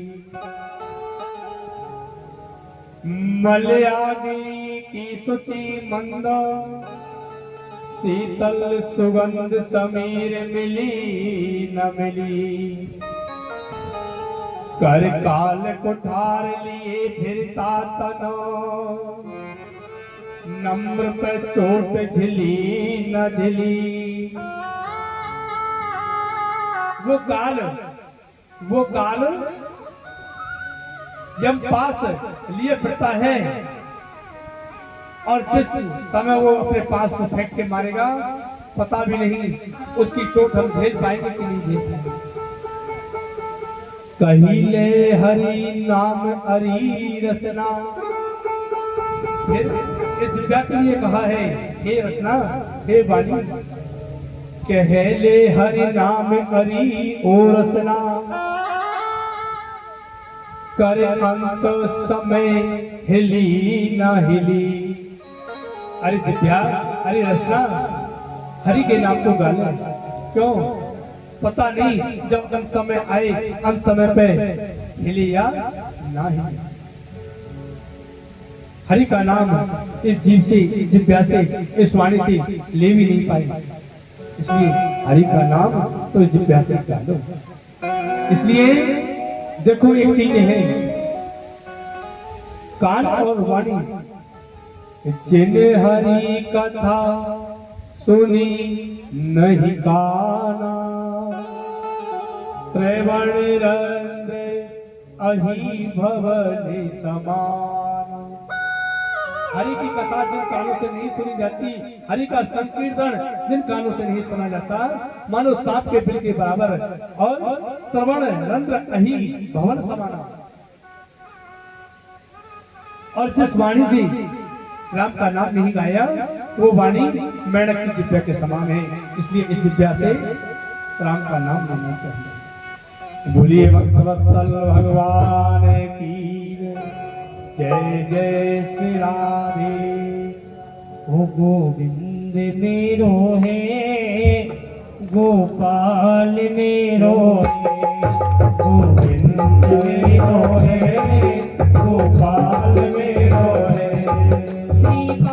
के बिहारी नंदलाल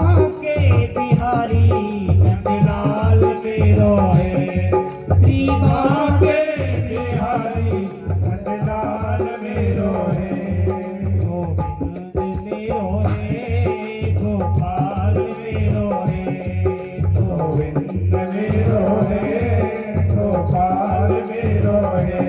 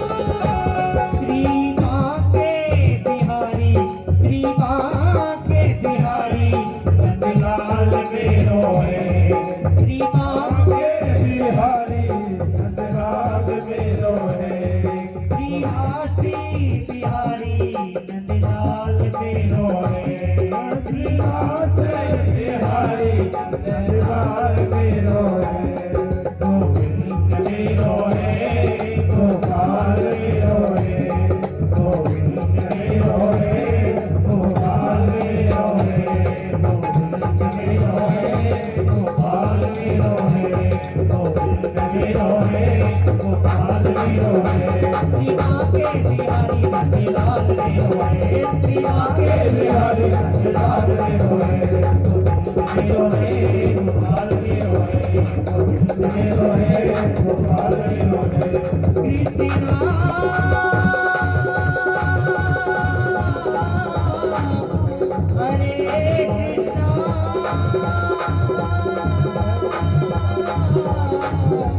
हरे कृष्णा हरे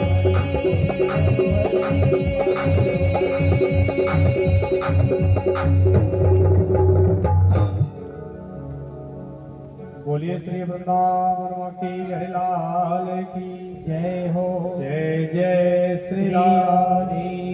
श्याम उधम पर कृपा की। सुखदेव स्वामी कहते हैं राजा अक्रूर के घर में अक्रूर पर कृपा। सुखदेव स्वामी कहते हैं राजा जिस समय कंस मारा गया था उसकी दोनों पत्नियां अस्थि और प्राप्ति अपने पिता जरासंध के घर में। सुखदेव स्वामी कहते हैं राजा अस्ति ही प्राप्तिश्च कंसस्य महिषो भरत सभा मृते भर्तरि दुःखार्ते इयतु समापितो ग्रहान्। जब कंस की मृत्यु हुई तब कंस की दोनों पत्नियां अस्थि और प्राप्ति अपने पिता जरासंध के पास गई। तो आज जरासंध मथुरा पर आक्रमण करता है। मैं उस कन्हैया को उस कृष्ण बलराम को नहीं छोड़ूंगा जिसने मेरी जमाता कंस महाराज कंस को मार दिया, जिसके कारण मेरे दोनों बेटी विधवा हो गई। मैं उस कृष्ण बलराम को नहीं छोड़ूंगा। आज जरासंध आक्रमण करता है। रण में आज सेना नहीं जाती, केवल कृष्ण और बलराम जाते हैं। गोविंद और दाऊद दादा रण में गए, आज समस्त सेना को परास्त किया है। जरासंध को बंदी बना लिया। दाऊद दादा ने कन्हैया ने कही दाऊद दादा जरासंध को छोड़ दो, जाने दो उसको। क्यों कन्हैया क्यों जाने दे? इसने तुमने देखा नहीं, हमने तो इससे कुछ कहा भी नहीं, इसने आक्रमण किया मैंने पता नहीं। तो आज दाऊद दादा को समझाते हैं दादा ये दुष्ट जरासंध जितनी बार हमसे पराजित होकर जाएगा उतनी बार अधिक से अधिक दुष्ट राक्षसों को दैत्यों को दुराचारियों को इकट्ठा करके लाएगा और हमको उनको मारने के लिए भटकना नहीं पड़ेगा। हम मथुरा में बैठे बैठे सभी अत्याचारियों का अपराधियों का दुराचारियों का वध कर देंगे, सबको मार देंगे हम ये बैठे बैठे। दाऊद दादा को बात समझ में आ गई, छोड़ दीजिए। इस प्रकार 17 बार आक्रमण किया और 17 बार पराजय हुआ। हर बार जाता है पराजित हो जाता है, फिर से अनेकों योद्धाओं को इकट्ठा करके लाता है, फिर पराजित हो जाता है। इस प्रकार 17 बार गोविंद ने जरासंध को पराजित किया। 18वीं बार एक यवनों का राजा है कालियवन, उसको अपने साथ लेके आया। कालियवन को भेजा है। आज कालियवन आया और कालियवन को वहां पे देख करके कन्हैया आज रण को छोड़ के भाग गए। आज पीछे पीछे कालियवन जाता है और आगे आगे कन्हैया जाते हैं। कन्हैया एक गुफा में घुस गई। उस गुफा में एक पुरुष लेटा हुआ था, सो रहा था। कन्हैया ने अपनी पीताम्बरी उस पुरुष को उड़ा दी और आप छप गई। राजा कालियवन आया, देखा चादर ओढ़ के सो गया है, आज लात मारता है। अरे कायल डर को यहाँ इस गुफा में आके पीताम्बरी ओढ़ के सो गया, युद्ध कर। कई बार लात मारी राजा मुचकुंद की आंखें खुल गई। वो पुरुष कोई और नहीं, सूर्यवंशी राजा राजा मुचकुंद सोए हुए। जैसे राजा मुचकुंद उठे और आंखें खुली, दृष्टि जैसे काले वन पर पड़ी, काले वन जल करके भस्म हो गया। फिर गोविंद ने राजा मुचकुंद को दर्शन दिए, कृपा की।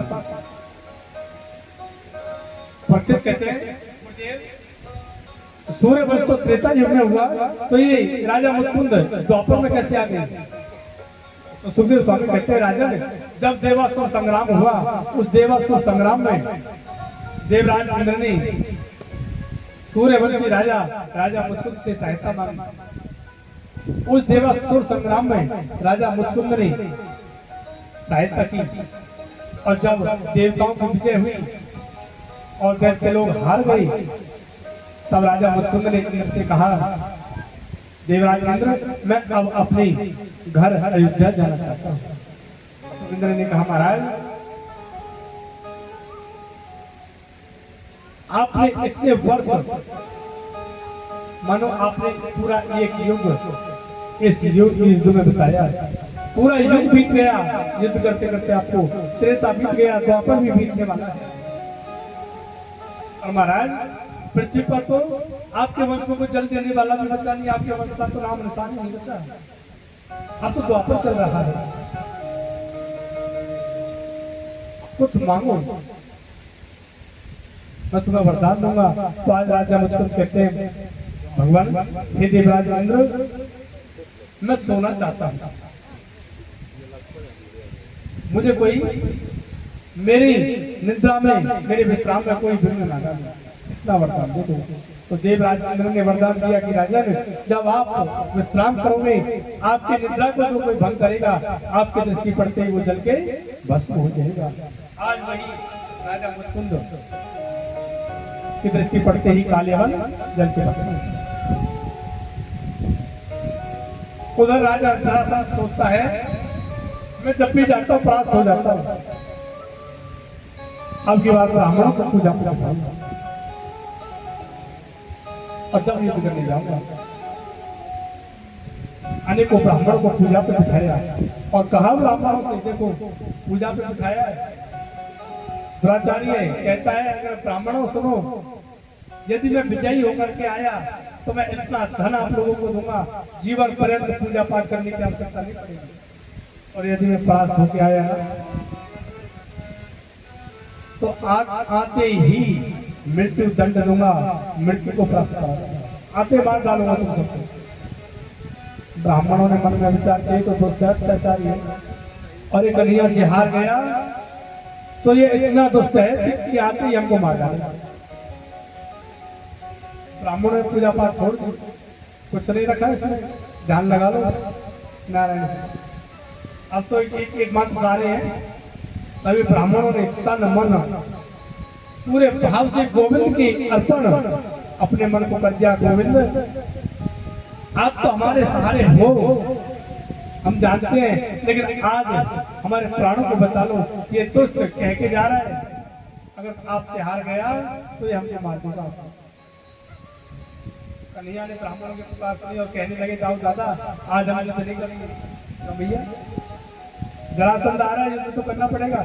नहीं दाऊ, आज हम युद्ध नहीं करेंगे। क्यों नहीं करोगे भैया? अरे दाऊ, ये आता था ब्राह्मणों को बिठा के आ रहा है, यदि हमने हरा दिया तो वापस जाके ब्राह्मणों का वध कर देगा। ब्राह्मण हमसे आस लगा के बैठे हैं, और दाऊ हम नहीं चाहते कि ब्राह्मण मारे जाए। आज कन्हैया ने विश्वकर्मा को आदेश दिया। विश्वकर्मा ने कन्हैया के आदेश से समुद्र के बीचों बीच एक नगरी बसाई, नाम है द्वारका। और रात्रि में अपनी माया के द्वारा योग माया को बुलाया और उसको आज्ञा दी कि मेरे जितने भी मथुरावासी हैं सबको द्वारका में पहुंचो। योग माया ने मथुरावासियों को द्वारका में पहुंचा। जरासंध आया ब्राह्मण को बताया, कन्हैया अकेले खड़े हैं। दाऊ दादा ने पहले चले गए, क्यों कन्हैया खड़े हैं? आज जरासंध आता है, जरासंध को देखते ही आज कन्हैया भाग खड़े हुए रण को छोड़ के। आज जरासंध कहता है, अरे कायर डरपोक कहाँ भागता है, रुक, युद्ध कर मुझसे। रण को छोड़ के भागता है। सुखदेव स्वामी कहते हैं एक नया नाम और मिला कर हमको, रण छोड़। बोले रण छोड़ भगवान की।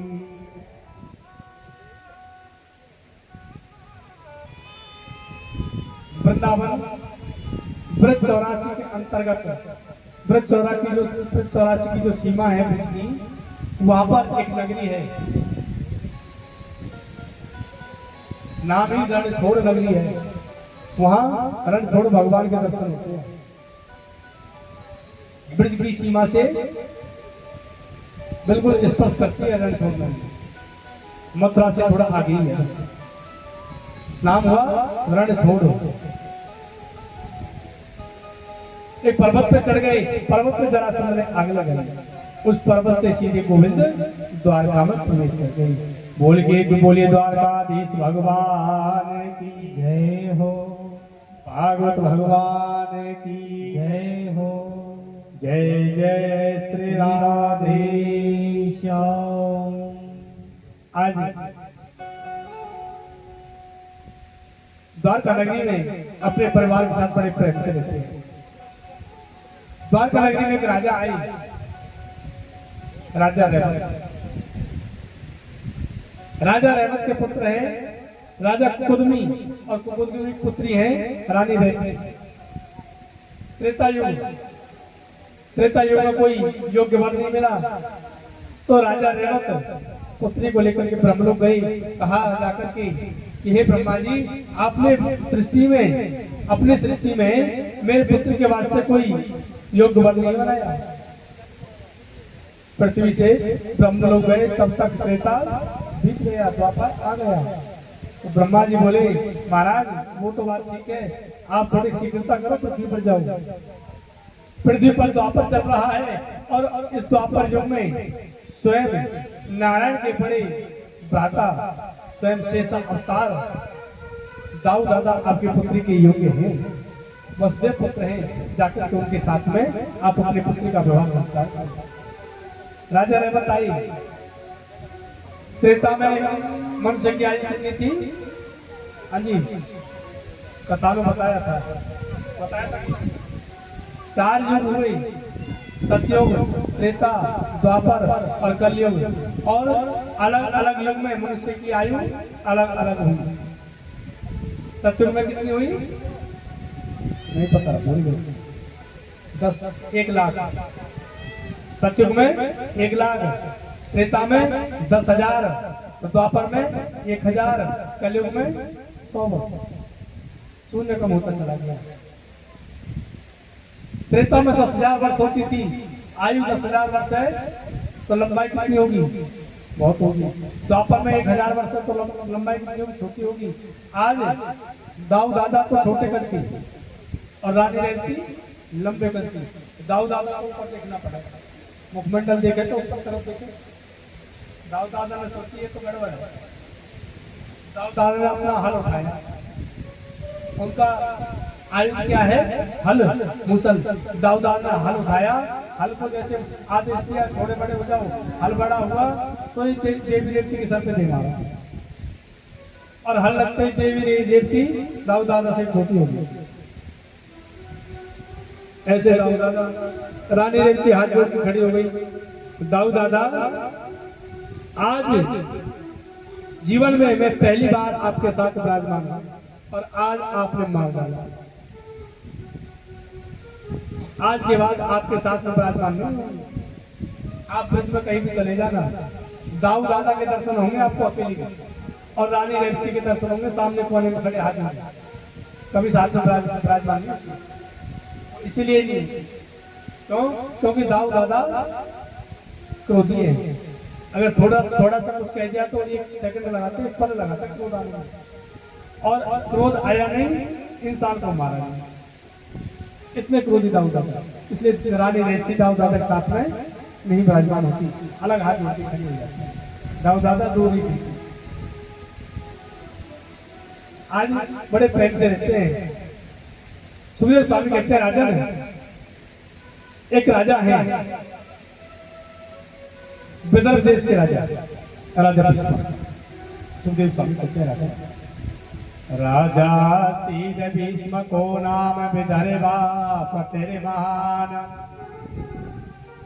तस्य पंचा भवन पुत्रा कन्यका च वरानना। राजन, एक राजा नाम है भीष्म, कहाँ के राजा? विदर्भ देश के। उनके 4 पुत्र हैं,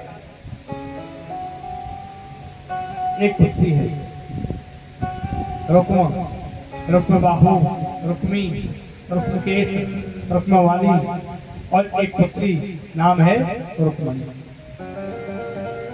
सुखदेव स्वामी कहते हैं राजन, जो रुक्मी है, रुक्मी की मित्रता है शिशुपाल से, और रुक्मी ने रुक्मणी का विवाह शिशुपाल के साथ में निश्चित कर दिया कि मैं अपनी बहन रुक्मणी का विवाह शिशुपाल के साथ में करूंगा। लेकिन रुक्मणी ने संतों के मुख से बचपन से ही गोविंद के गुणों को सुना, गोविंद के स्वरूप का बखान सुना, उनके गुणों का बखान सुना है, सुनते आई है गुणगान उनके नामों का, तो वो मन ही मन द्वारकाधीश को अपना पति मानती है। तो एक दिन रुक्मणी अपनी भाभी से कहती है, भाभी जी मैं शिशुपाल से विवाह नहीं करूंगी, मैं तो द्वारकाधीश को अपना पति मान चुकी हूँ। यदि द्वारकाधीश से मेरा विवाह नहीं हुआ तो मैं अपने प्राणों को त्याग दूंगी। तो आज कहती हैं रुक्मणी, एक काम करो, एक पत्र लिखो और किसी ब्राह्मण को बुलाओ, ब्राह्मण को पत्र दो और द्वारका भेज दो। आज रुक्मणी देवी ने पत्र लिखा है और द्वारका भेजा ब्राह्मण को। क्या लिखा पत्र में? हे दीनन पति, हे जगपति,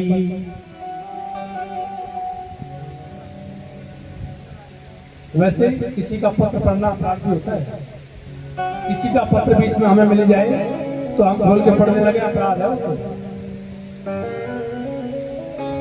लेकिन अब ये पता कैसे लगे कि रुक्मणी जी ने क्या लिखा है? तो सुखदेव स्वामी कहते हैं राजा, हे दीनन पति, हे जगपति, हे प्राणी से प्राण धन जन रंजन, गोपीपति सुरपति वासुदेव, हे ब्रज नंदन श्रीपति यदुनंदन, चरणों में मेरा हो वंदन, सत बार मिलन हरि सम्मिलन,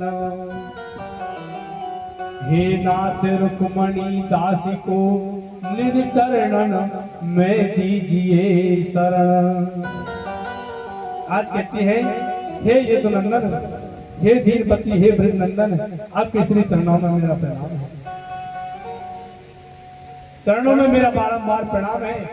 हे नाथ, हे द्वारकानाथ, अपने चरणों की दासी इस रुक्मणी को अपने चरणों में स्थान प्रदान करो। आज कहती है कि गोविंद, यदि आप नहीं आए तो मैं प्राणों को त्याग दूंगा। ब्राह्मण ने जाकर के पत्र दिया, पत्र पढ़ा तो गोविंद ने ब्राह्मण से कहा है, हे ब्राह्मण देव, जाके कहते हम जरूर आएंगे, निश्चित रहे। स्वयंवर का समय आया, जिस दिन स्वयंवर था आज कन्या सज धज के चले हैं। उधर देवी रुक्मणी जी आज माँ कात्यायनी की पूजा करने के लिए चली गई। माँ कात्यायनी की पूजा करने जा रही है और वहां जाकर के प्रार्थना करनी है माँ अम्बा से कि हे माँ, मैं आपके चरणों में प्रणाम करती हूँ, वो द्वारकानाथ मुझे पति रूप में प्राप्त हो। नमस्ते त्वाम्बिके भीक्षणं स्वसंतानयतां सेवा, भूयात पतर में भगवान कृष्ण तदनुमोदकामः।